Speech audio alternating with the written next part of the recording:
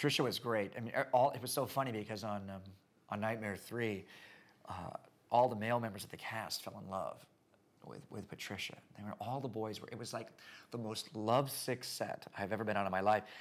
But in terms of them, but for me, it was of all the ones, it was the most difficult because it was extremely ambitious, still very low budget. But Chuck Russell was really demanding and really wanted to put things on film that no one had ever seen before. Plus, we were shooting not in a soundstage, but in an old industrial space across the street from LA County Jail. And I literally remember one morning working around the clock, and the only people left were Chuck Russell, Kevin Yeager, and I.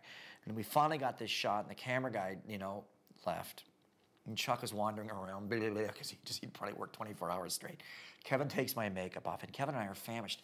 And we walked out in the morning, and it's that kind of beautiful smog dawn that you get in California, that forget it, Jake, it's Chinatown. And we were like a block from Chinatown. And we walked out, and there was a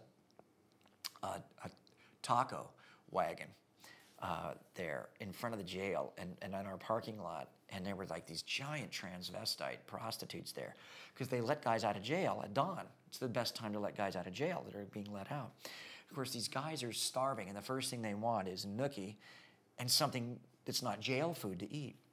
And I remember standing there with these big drag queens and eating the best burrito I've ever eaten in my life because it was great, hardcore, LA Mexican food, but looking over at Kevin, and it was the classic thought, and we both said at the same time, what, and give up showbiz, with our hardcore, burrito, worked about 20 hours in a row, eating with RuPaul.